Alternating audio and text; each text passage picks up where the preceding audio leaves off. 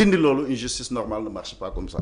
waaw Amadou Ba on n'a aucune leçon de morale à recevoir de lui en tout cas dinañ ci ñëwaat parce que suñu papa Moustapha Diakhaté nee na procureur de la République moom Ibrahima Ndoye dafa mel ne daal en tout cas am na y a quelque chose qui cloche alors ba tey ci Amadou Ba ak li nga xamante ne moom lay ŋàññ ci mbirum projet de loi boobu nga xam ne wax nañ ko ci conseil des ministres bi monsieur Bey di wax ni que di wax ci mbirum déclaration de patrimoine moom il est allé un peu plus loin ak premier ministre li nga xam ne wax na ko ci administration loolu dinañ ci ñëw mais nañu desandi en attendant ci les propos d'Amadou Ba vice-président de l'Assemblée nationale la ba noppi bokk ci groupe parlementaire bi nga xam ne ñoom ñoo nekk majoritaire foofu ci assemblée gis nañ sax Madiambal Diagne tontu ko ni Pastef dafa mel ne dañu bëgg daal dañu dangereux daal ci li nga xamante ne moom mooy république ak état de droit est-ce que tey mën nañ toll ci réew moo xam ne dañuy poursuivre nit ba mu gaañu ñu topp ci ginnaawam di ko poursuivre ba tey.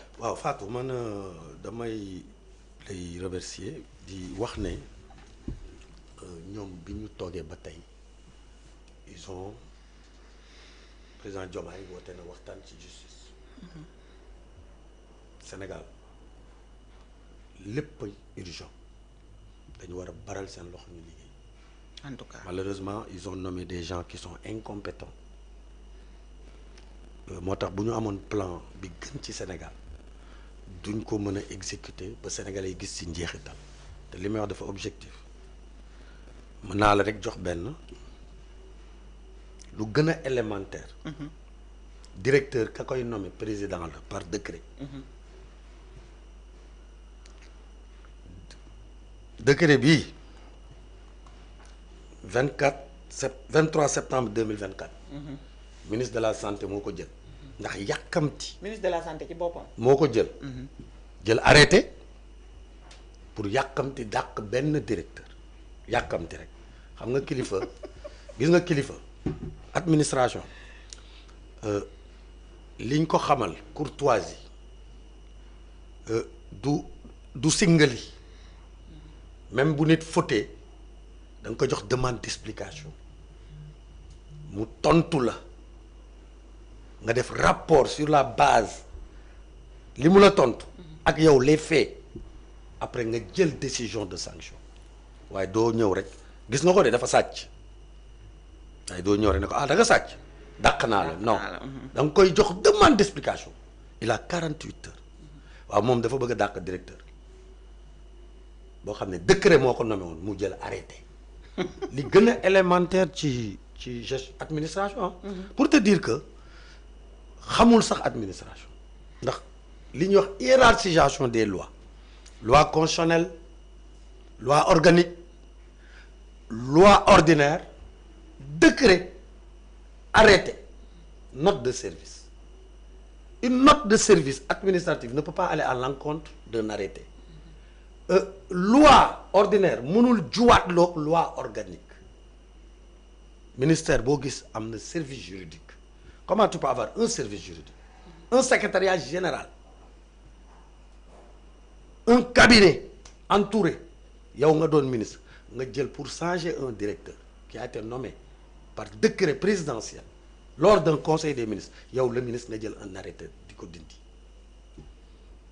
muy doon lu ñuy condamné pour wane seen incompétence lii ci administration béyabaa la bi mu dàqee waa ji mënoon na bàyyi waaye mooy li may wax sénégalais yi nañuy def ay recours. boo xamee sa droit rek. waaw bu ma nee préfet bëgg ko teg loo xam ne c'est pas prévu naa dem recours pour abus de pouvoir. chambre administrative il a fait la même chose. bu mu defee recours bi cour suprême génnee arrêté numéro 31 du 8 mai 2025. pour wax ne ministre de la santé arrêté mënul teggi directeur bu mais dafa yàpp sax président Diomaye Faye. dëgg-dëgg. ci lan il paraît président Macky Sall bi muy nommé waa ji daf ko nommé ci yaama neex mais décret la ko nommé. lan nag moo nommé ci yaama neex. da nga ko bëgg a wàcce defal un projet de décret yóbbu ko secrétariat du gouvernement mu dem présidence secrétariat de la présidence saytu ko jox ko Diomaye mi nga xam ne constitutionnellement moom la ko yoon may mu signé décret waa ji dem. def passation dama bëgg Cour suprême wax na nañu teggi seen directeur boobu nga xam ne dafa illégal. donc teg nañ fa ca Talibou Dabo. jox décret président kële dellu postam. centre Talibou Dabo. oui directeur Sidibé bi ñu dindi. Lansana Sidibé. maa ngi koy nuyu au passage. mu dellu ci postam même bu dee ñaari fan. ñu def procédure président Diomaye def décret conseil des ministres relevé ko kële dal di ñëw jël poste ñu def passation. C'est simple. Je pense que c'est comme ça que le Sénégal a toujours marché. dama lay won un peu nu mu doyee waar. te ministre boobu il est entouré de mais malheureusement xam nga yow sa bopp boo compétent wul parce que nag boo doonee kilifta moo tax seen PM toog nañu ci ay fonctions moo tax seen PM ne leen vous n'êtes pas compétent. ma ne toog nañu ci ay fonctions de directeur d'agent comptable de comptable public waaye nit ka nga xam ne ñun ñooy kilifa. mënul wax lu ñu xamul mën nañu jàngal nag waaye lépp lu mu wax rek dinañ ci am ñun luñ ca gis ba am ci njeexital waaye nag bu dee amoo jaar-jaar xamoo administration ñu xëy na la pëy nommé le ministre de la santé mais et puis nga taxaw di wax ne man su may nommé CV Pastef laay xool mais même booy xool CV Pastef mais jëlal le temps sëñ bi. respecte président bi jëloon décret mais Diomaye daf fiy jóge suba mais ñi may nommé par décret moo leen fa war a jëlee les hommes passent les institutions restent le Sénégal va demeurer ce régime va partir bu ñu defoon li gën ci Sénégal ils vont partir. Malheureusement ils sont sur une très mauvaise voie une voie sinueuse parce que dañu nommé que des incompétents. Premier ministre amoon na conseiller spécial santé mais Mollah Morgun nee na la CV am sa def ko truqué mais le Sénégal foofu la toll tey le conseiller spécial du président du ministre du premier ministre ci wàllu santé sëñ bi amul expérience musul jaar xool amul benn jaar-jaar kooku day mooy toog ñu réunion seen moo kap bu Pastef ñooy réunion pour jël poste de santé yi di ko séddoo seen biir bàyyi les fonctionnaires compétents dañ koy dénoncer. dama ne santé kenn waru ko fooye bu économie nërmeloo xanaa santé boog biy faj sénégalais yi war na mën a tirer son épingle du jeu tey nag loolu moo fa am ay CV Pastef la ñuy jël mais ay étudiants en médecine wala ñi doog a génn en médecine ak ñu soutenir gurul seen thèse ak ñi ko soutenir daaw nga xam ne soutenir nga sa thèse médecin nga waaye boo demee hôpital doo fa nekk chef de service médecin bu ndaw nga fay nekk de fàcc waaw ñu jël la jox la ay hôpital ñu jël la nommé la ci ay postes yoo xam ne amoo jaar-jaar bi ñu jël la mais moo indi sax lettre de politique sectorielle bi nga xam ne ñoom posé nañ ko may ma nga baal ma mooy lettre de politique sectorielle mooy gis-gisu santé bi ñu bëgg a articuler ci vision 2050 neex dëgg yàlla la ca ne yëpp copier coller la maa ngi santé depuis 22 ans amul lu bees waaye dañ ca boole xam nga boo copier coller y a beaucoup d'incohérence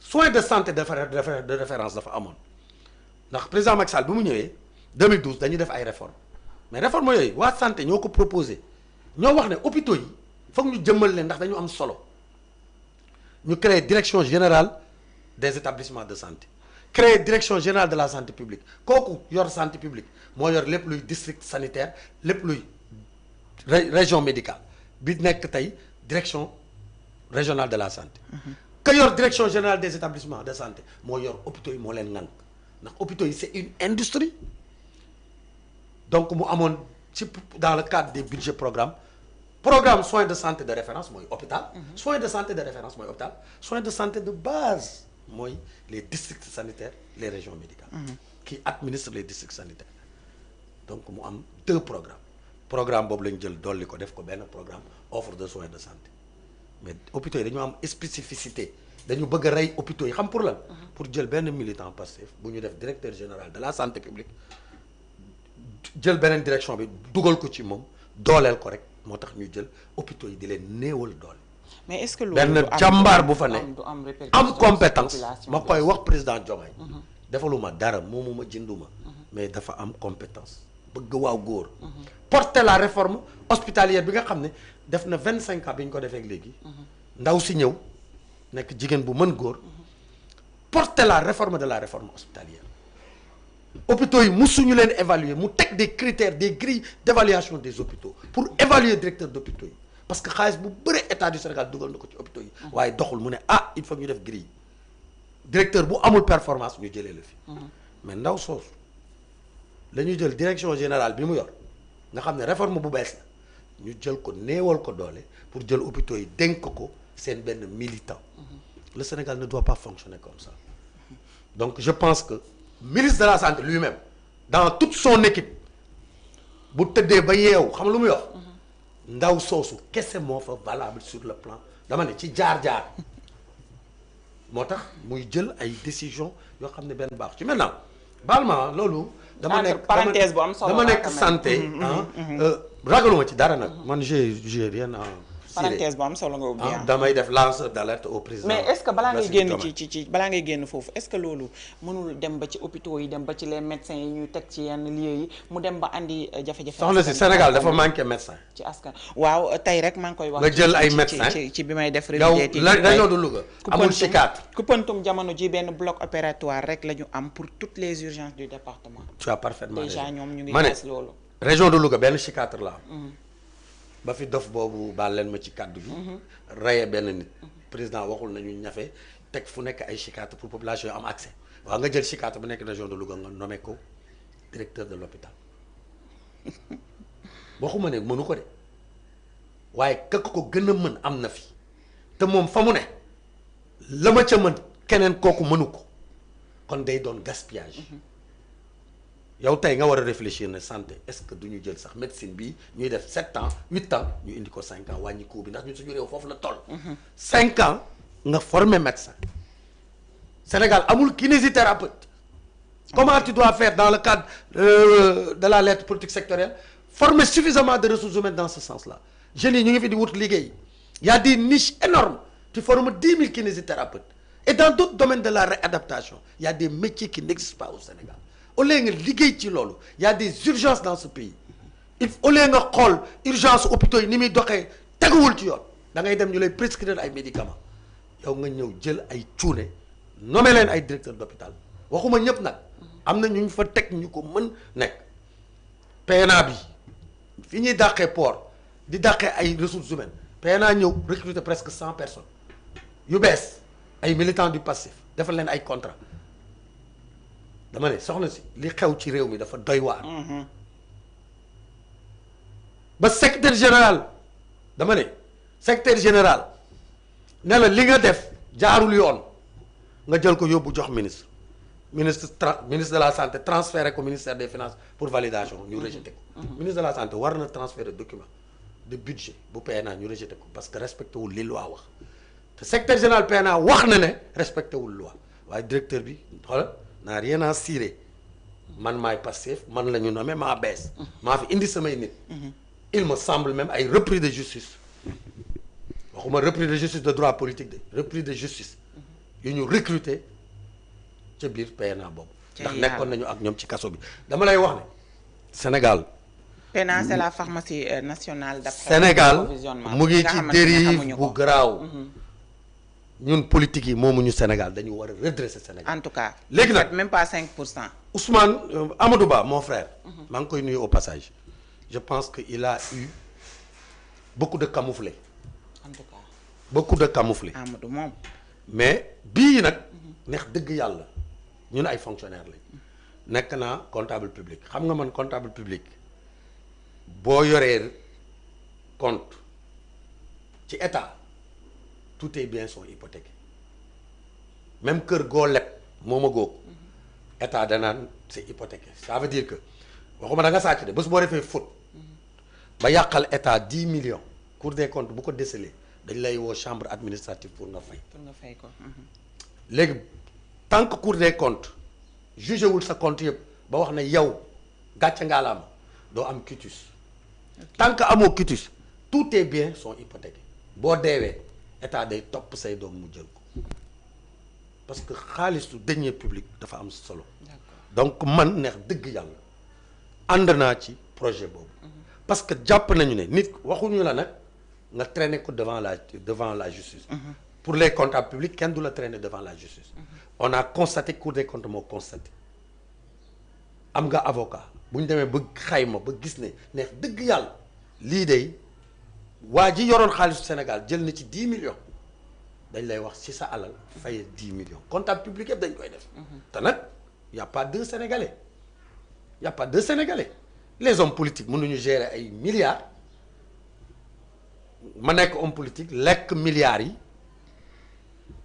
ñu dem tribunal atte ba wax ne man maa lekk milliards yi dama ne ba justice wax ko ma dee samay doom doon na alal ji ku ne war nga yéene say doom ba ñu dundee alal bu lewul. kon man entre nous sur le principe je suis d'accord mais ñoom nañu commencer d'abord bu doon dañu taxaw ci dëgg Sénégal ñëpp xam nañ ne DAGE yi ñuy nommé ci ministère yi ministre buy ñëw day def DAGE am ci poche am lu tax. politique non pour boo ñëwee ne ko